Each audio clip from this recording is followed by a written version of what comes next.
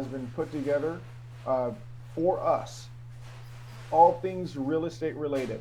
And so if you're looking for listing pre-qualification, you just put in the search bar listing pre-qualification, and you're going to come up with scripts and some learning tools along that. If that is not satisfactory to your liking, then you go to Google and say real estate listing pre-qualification, and you come to here to discuss, some scripting and some purposes and why we do it. So, why do we do listing pre-qualification? I think it's just to prepare yourself on what um, the objections are going to be. Also, to expect if they're going to be, if you're competing, to knowing how to approach the listing presentation. Can obviously every listing presentation is going to be different. Mm-hmm. I have Mm-hmm. a question. Can you define listing pre-qualification? What do you, Sure. what's your It's definition? it's something that it's as simple as saying, "We have an appointment tomorrow night. Are you going to be there?" Okay. I Mhm. mean, if you want to get as basic as that, confirming, I mean, the very, very basic to pre-qualify.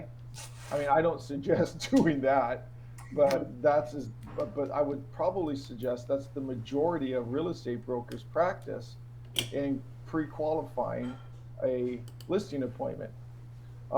Besides gathering some information 2 or 3 weeks in advance or a week in advance, this is something that you'll want to do 1 to 2 days before you go out, so you can mentally mentally prepare, physically prepare for the presentation, so you know how to communicate your message to that audience, and uh, prepare in advance for any types of objections. And there are scripts galore on how to do this. So the the the bare minimum of listing pre-qualification is, "Hi, Jose. This is Todd. Are we still good for tomorrow at 6 o'clock?" "Yeah, great. Okay, I'll see you at 6 o'clock. Bye." Click. Okay. Um, Even when you have collected information in advance, um, just just so let's just get in some scripting and some dialogue. Jose, are you ready? Hold on, let me respond to this text real quick. Okay. Manny, Good morning. good morning. Ring, ring, ring. Hello. I am looking for Mantil. How you doing? This is Todd. Hey, good morning, Todd. Hey, great. Glad. Thanks for picking up this morning. Listen, do you have a couple seconds? Yes. Okay, terrific. I was calling to confirm our appointment at tomorrow at 4 o'clock at your property, your rental. I know we spoke about a week ago, and I'm just putting together the final elements of the information that I'm gonna share with you. And so tomorrow at 4 o'clock, that still works for you? Yeah, tomorrow at 4 works. Okay, perfect. Can you Real give me an quickly, idea what information you're gonna share? I'm yeah, thinking about how, other agents. yeah, how much money you and I are both going to make on this deal? Okay. So let me wrap up a little bit of I got a few extra questions I need to cover with you before I put everything together to present to you and show you. Okay. Um, oh, you said that you owed approximately $340,000 on that property. Is that right? Yes, that's correct. Okay. What's a price in mind that you wanted to sell it for? Um, well, my neighbor's house just sold across the Mhm. street for 600, Okay. but I think theirs is about 300 square foot bigger, and they Okay. got an extra garage. Okay. The lot Okay. size is the same though. Okay. So what if I hear you correctly, you're thinking around the 600 mark. Yeah. Okay. Terrific. Um, I haven't seen the property yet. I'm going to see it obviously when I come out there and meet with you. and you've owned it since 1998, and Correct. it has been a rental for you for the last 7 years, right? Yes. Okay.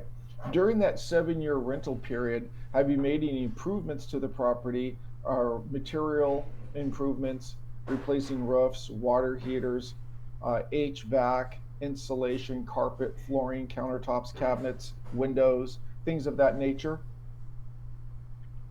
Yeah, I have a list of things I've done. I've done the roof. I've done the hot Okay. water heater. That's pretty much it. Great. Okay. When was the last time you physically seen it? Oh, I drove by it a few weeks ago, Okay. and I did my yearly inspection probably about Okay. 8 months ago. Oh, terrific. Good, good. You're keeping up on things. Fantastic. And from what I recall, the tenants are going to be out at the end of January. Yes, correct. Okay. And once the tenants are out, that's going to give us a couple weeks to clean up and then place on the market mid. Um, let me see. I'm sorry. The tenants are going to be out at the end of December, and that'll give us about a week or so to prepare the house for sale, for staging, cleaning, and photographs, photography, marketing, etc. And we're looking at maybe about the 11th of January or Well, yeah, 12th. the sooner the better. Sooner the better. Okay. Okay. And the purpose, the reason we're talking, as you know, Mantil, is that we've never done business before, and the majority of my business is all by referral. And Stephen Smith gave me your information, and he's the reason that we're talking. So uh, I want to thank Stephen in advance for this opportunity. Now, when you decide to hire a real estate broker, what are you looking for? What's the criteria that'll help you make your decision? Well, I'll be honest. I figure all you guys Mhm. are the same, and it's really about money. Who's gonna do it for the cheapest price? Yeah, all the sellers are really much the same thing too, like us real estate. They just want the most money in the shortest period of time. And so, we're going to be able to come together and figure this thing out. And I'm going to be the agent that you're going to choose, and you'll figure that out once we meet. Okay. Okay. So I appreciate you bringing that up. When was the last time you sold a property? Oh, it's been a while. I mean, this is Mhm. going to be the first of a few rentals I have. So, Okay. I'm just trying to get this thing going. I'm getting out of Washington State. Okay. So that brings me up to my next question. When you sell this property, are you going to do a tax deferred exchange, or are you going to take a hit on the capital gains? I'm gonna take a hit. I'm not buying any more property. I'm gonna take a hit. Okay. So you're moving out of the state and you want this, or I'm sorry, you're selling and you're liquidating. How many other properties do you intend on selling on 2022? Well, I got three more to get rid of, and it's up to my accountant how we kind of frame this so I don't lose as much Okay. as I can. But Well, yeah, I let's, have three more properties to liquidate. okay. Okay. So let's focus on this one first. Is there anything positive or negative Yeah, you're that good. you know about that would affect the pricing of the home for the Thanks. next potential buyer? Uh, no, unless you see something when you come over tomorrow. I don't think so. Okay. On a scale from 1 to 10, the last time you were through the neighborhood, how would you rate the overall neighborhood in its appearance? Well, it's a pretty good neighborhood. I mean, Mhm. we got some renters across the street. They got a bunch of cars in the front yard. Okay. Mm, and that's about it. Okay. Perfect. I'm just about done here. Is there anything specific that you'll need to see here from me to help you make a decision to list your property with me when I come out tomorrow at 4? The money. That's it. Show me the money. Okay, Manny. Okay, we'll make sure we'll talk about that first. Okay. Okay. Now, I know we're going to be meeting at the property, and have you given the tenants an update about our appointment? Yes, yes, they are Okay. aware of their appointment. They're gonna be working, so it'll just be us there at the property. Okay, fantastic. And I see you're the only decision maker, so that'll be great.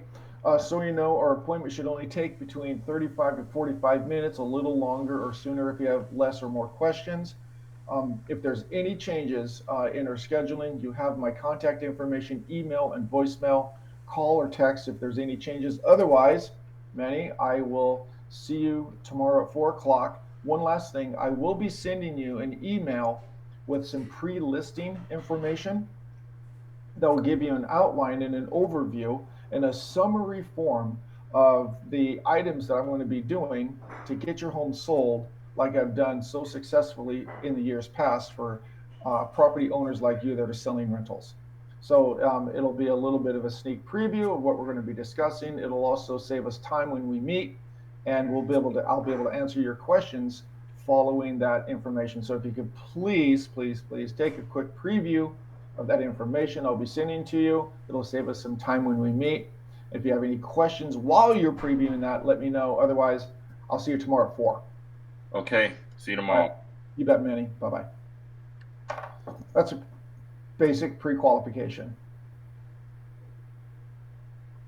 So the main dialogue is to figure out the motivation, tap into that again, knowing how motivated they are selling, and kind of reaching towards if they're interviewing other agents as well.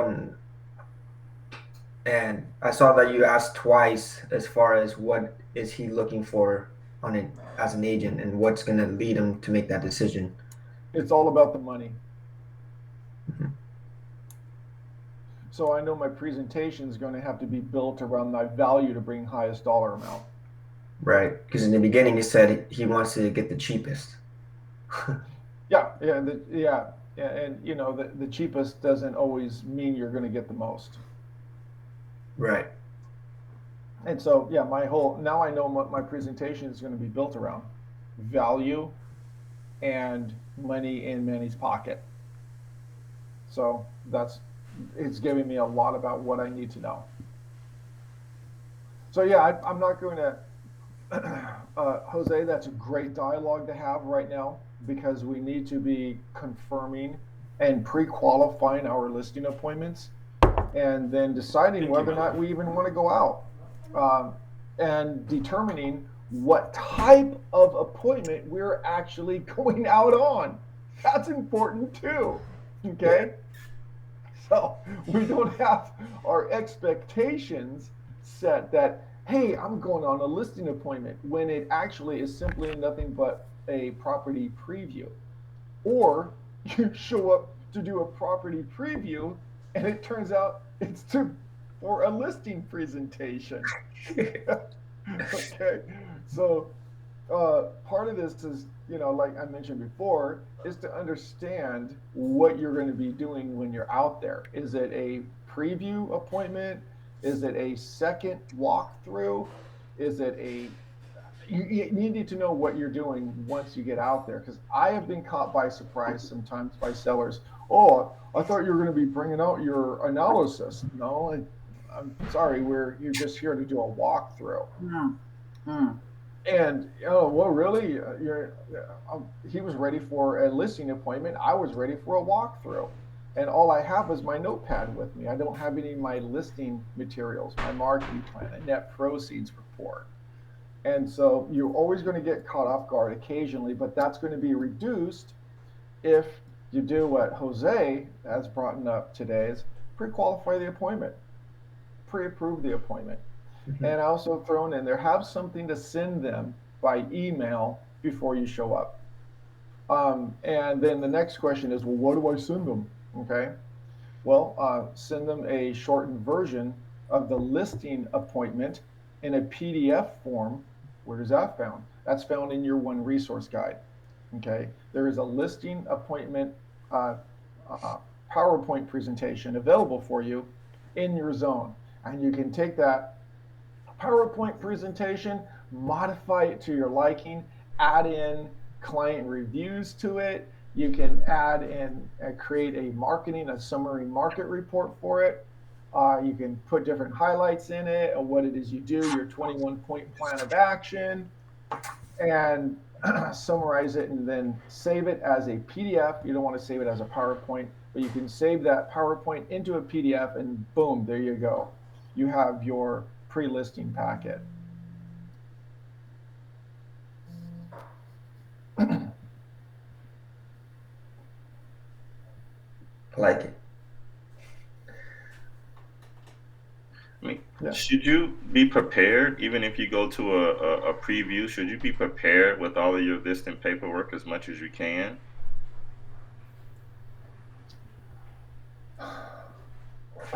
On a case-by-case basis, Manny, I would say that that's not a bad idea to have some listing agreements available for you, um, with you. I mean, at least the 1A, so you can throw that down because it gives you 30 days, up to 30 days to get the other elements put together. But it's really dependent upon how you operate your business. What is your modus operandi, um, and depends upon the appointment. It's really hard to say. It never hurts to have a full listing agreement. Um, carry a full listing agreement with you, and that would be the listing input sheet, the listing agreement, a FERPTA, a disclosure, a lead-based paint disclosure if necessary too, and just carry some of those items with you in the event that you need an immediate bam, because sometimes people will you'll show up and they'll be ready to go too. Yep, I just bring the exclusive sale listing. Mm-hmm. Mm-hmm.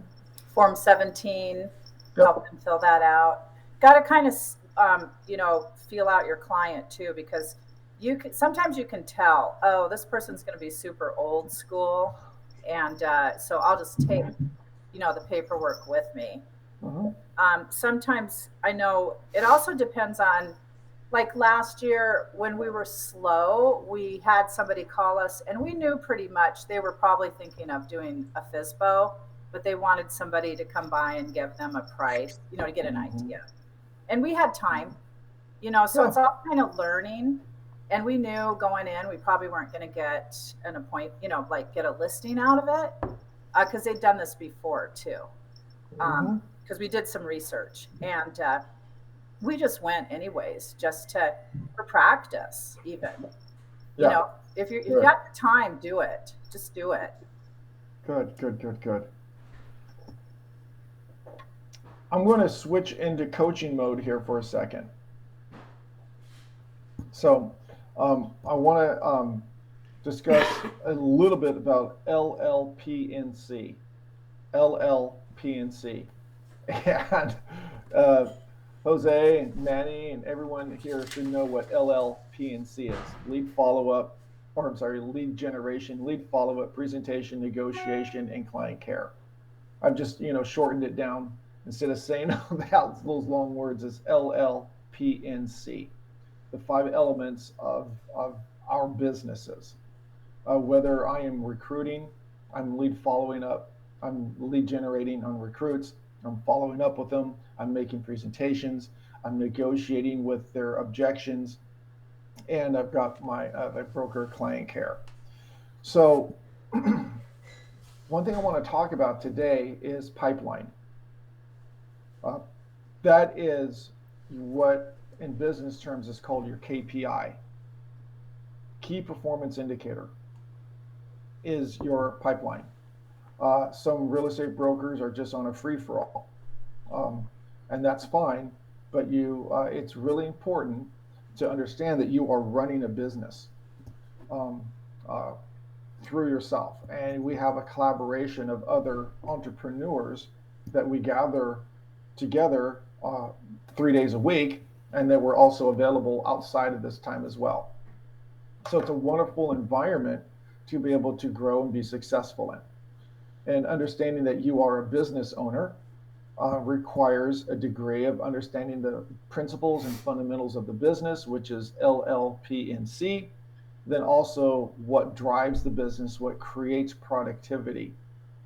And so what creates and drives productivity as you reach for your goals. Let's take for an example, You have a goal to sell 20 homes next year. Okay. And if I were to give Jose a call, say, okay, Jose, give me a pipeline report. Where are you at? What's your KPI? What's your key performance indicator right now in your pipeline? Jose should be able to start off immediately with, okay, I have 2 pending transactions. They're going to be set to close next month.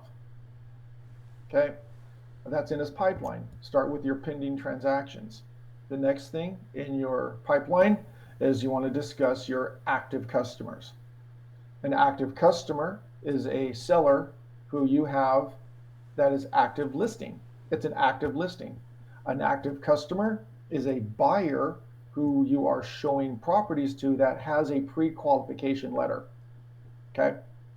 Now you could be showing properties to a buyer, but they don't have a pre-qualification letter. What I call that is just a super lead. Okay. It's not an active customer. I mean, you wouldn't write an offer for that individual without having a pre-approval letter.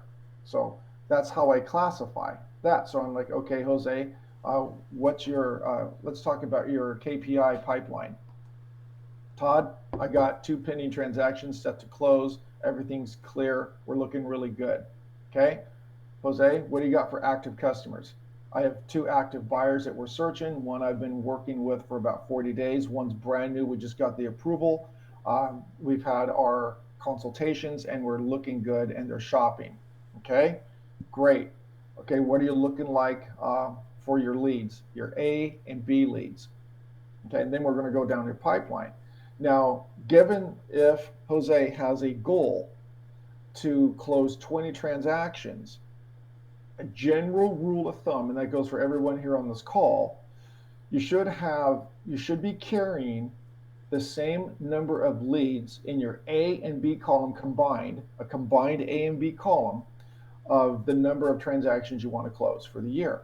So for example, Jose, and this is an example, Jose says, I want to close 20 transactions. That's my goal for 2022. And I go, share with me what's in your lead pipeline right now, your A and B. A's are buyers and sellers that are more than likely ready to be active within 30 days. B's are everyone else that are getting close to becoming active, generally within 3 to 5 months. He should have 20 leads combined. He should have 20 leads. If his goal is to close 20 transactions, you need to have 20 leads. That doesn't mean all these 20 leads are going to convert, because some of your A leads are going to bounce out based upon different motivations, and your B leads will sometimes bounce out and not be ever A or never be active. However, through lead generation, that's how you fill the pipeline. So based upon your goals will determine the degree of lead generation you do, and the type of lead generation you do, and the different streams of lead generation that you have in your business. That is another discussion. And so, in terms of performance and productivity, I would like to, and I can share with you mine anytime you want. I know exactly how many leads I have, where all my business is at one point in one period of time. So categorizing your leads and having them stored in a CRM of whatever CRM that you're using. Sometimes people just use a spreadsheet. That's fine if that works for you. Some people use a more sophisticated systems and CRMs to store their information for their leads. That's fine as well. As long as you have access and you can take a look at your pipeline. And I would strongly suggest, if you're not in a coaching program, or if you're just getting started, or if you've been doing this for a while, take a look at what your goals you have for next year, and then see how many actual leads that you have that are willing to do something or ready to do something, or you're preparing them to do something within the next 30 days, and those that are outside 30 days up to about 4 months. And if that number doesn't match your goal for closings next year, you better start cranking up your lead generation. Lead generation creates leads. Those leads will then turn into active. Those actives turn into pendings, and pendings turn into closed transactions. So just a little bit of a coaching minder. And what you can do is you can meet with self. Have a meeting with self once a week. Okay? Have a meeting with self. Also have a meeting with a coach or an accountability partner if you want to take it to that next level, and meet with another person and say, hey, let's review our pipelines, or what's our key performance indicators. How you doing? How you reaching your goals? Are you on track? How is your lead generation coming along? What are you doing for lead generation? What are your streams of lead generation? It's always good to have more than one stream, multiple streams of lead generation. Some brokers find 2 or 3 streams and they master those streams of lead generation. And whatever stream of lead generation, whether you're paying for incoming leads coming in through social media or through online, that's fine. If you prefer not to pay for incoming sales calls and you are doing door knocking or farming, geographic farming, or full cold calling, or just listed, just sold, for sale by owners, home buyer education events, forms of networking, things that you can literally 3M, and that is things that you can monitor, okay? Things that you can measure, and things that you can manage, okay? Now, we can all manage to go to networking events, but how difficult is it to measure the results of that behavior? It's sometimes real difficult. It's part of branding ourselves, and we need to be branding ourselves and making ourselves out there, appearing in public, either by attending these events or doing other social media types of things. But the behaviors that you're going to be engaged in, which that you can measure and monitor and manage, are going to be the ones that are going to create the biggest amount of profit for your business in those lead generation streams. So I just wanted to give you a little bit of a coaching call here to finish this up. I got a couple minutes and I'm going to jump on my phone calls. Is there any follow-up questions or thoughts or ideas? So you said it has to match what you want to do for your transactions for the It year. should. So It for absolutely should. under 30 has to be 20, and then 30 to 30 days and on has to be 20 as well. Yep. I have a goal next year to close 20 transactions personally. And I have right now 13 A leads and about 7 B leads. Now I know those 13 A leads are not all going to manifest in the business. I know some of them are going to go in different directions. Some of those A leads will go back to a C group, and some of them will move back to a B group. I just moved 3 people yesterday from B to A because I saw their motivation increase and they're getting closer to the goal to getting started in listing next month. And I took a couple people out of A and I moved them completely out of the lead generation for forever. I mean, they're gone. They're not going to do anything. They said they were. They changed their mind. And so it's constantly changing, and I'm constantly managing it like a checkerboard. So yes, I have relatively just right almost on the money the number of leads that I need right now to sustain that goal of 20 closed transactions next year. And my streams of lead generation are handwritten notes, emails to my past clients, phone calls to my past clients, and working around my existing listings. That's how I'm able to do that. Now, your lead generation is going to change as your business evolves. Okay. As you know, I started out doing a lot of for sale by owners. That's how I built my business, and door knocking. I didn't have a past client. I didn't have 700 people in my database that I could send stuff to. It took a while to get there. So my lead generation streams have changed, and yours will as well over time. The one thing that doesn't change is that I'm still engaged in lead generation, just a different form of it.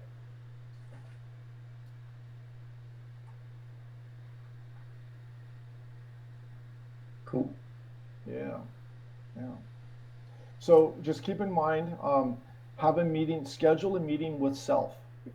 Okay, even if you have to put a little mirror on your desk and say, "Hey, how you doing? Hey, how you doing? I'm doing okay. Why don't you be quiet and let me talk now?" Okay. So, so He doesn't listen very well. I know, Doug. I know. So really, give yourself the opportunity to be the best person you can be in your business for your clients and the most profitable that you can be. So you can have an experience in real estate, one that is not always going to necessarily be stressful, because we are in a sometimes of a stressful industry dealing with everything. But meet with yourself once a week and analyze your pipeline. This will help you stay focused on productivity, things that matter, that drive profit. Income producing Activities. items, activities, yeah. Actually, I was just doing a little background on this exact subject. And I think I'm going to resubscribe to it, even though I'm supposed to be retired. Brian, the Buffini has Referral Maker, and they have their Grand Poobah program, which in my opinion is a waste of money. But they've got their they got that very incredible CRM, and I think they're having a sale to the end of the year, and it was less than $300. But the beauty of not only the CRM, but it's their platform of keeping track of all of your transactions.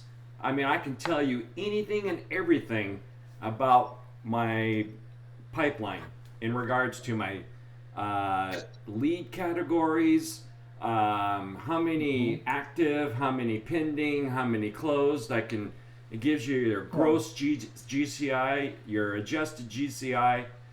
I mean, it gives you a lot of numbers, and I did love about that, because you could see it, and it rolled up and down, and you can see where you are. Yeah, having that information helps you make, as you know, decisions about where your business is at, where your business is going, and how you're going to make those decisions, and where you want your business to be in the future. Totally based upon, agree. A, the numbers don't lie. Yes, totally agree.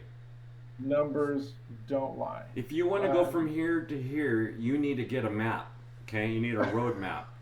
You just can't willy-nilly and hope and pray that you're going to get there. In the beginning, when you're new in the business, or if you haven't been doing this for a while and you are getting into this thinking as if you are running a business, is one aspect.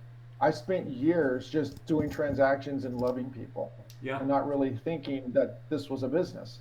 Oh, I'm just gonna sell a house. Yeah, that's great. Make some money. Yeah. Make $15,000 this month. Wow, that's great. I never thought of it really as a business. I just thought of it as that, hey, I'm gonna just show up and help some people.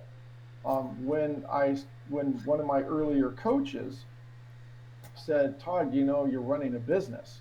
I'm like, I thought I'm just selling houses. No, you actually have a business, Todd. You mean I have a business? Yeah. Oh, okay.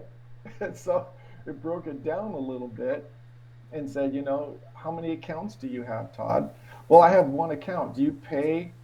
Do you commingle the money that you have with yourself with the money that you have with your business? Well, yeah, it all goes into one, and I pay. Why are you doing that? Oh, so it does take a little bit of a transition in thinking in business terms of what it is you're doing, but it's not a hard transition.